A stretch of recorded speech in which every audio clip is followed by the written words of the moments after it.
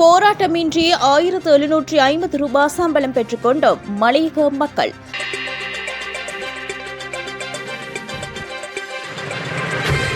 பொகவந்தலாவை பெருந்தோட்ட கம்பெனிக்குட்பட்ட ஆஸ்மான் குரூப் காசாலரி தோட்ட தொழிலாளர்களின் நாள் சம்பளமாக 1750 ரூபாய் என்ற அடிப்படையில் ஜனவரி மாதத்திற்கான சம்பளத்தை பெற்றுள்ளதாக மகிழ்ச்சி தெரிவித்துள்ளனர்.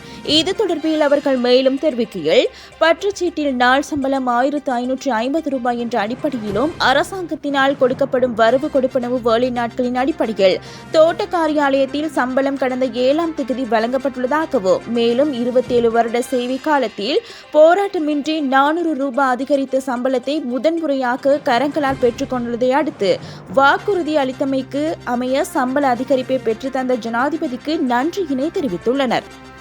இதேவேளை தோட்ட நிர்வாகம் சம்பள உயர்வு கிடைத்ததை அடுத்து அதிக கொழுந்து பறிக்க வேண்டும் என்ற அழுத்தம் எதுவும் இதுவரையில் கொடுக்கவில்லை என்றும் தெரிவித்துள்ளனர்.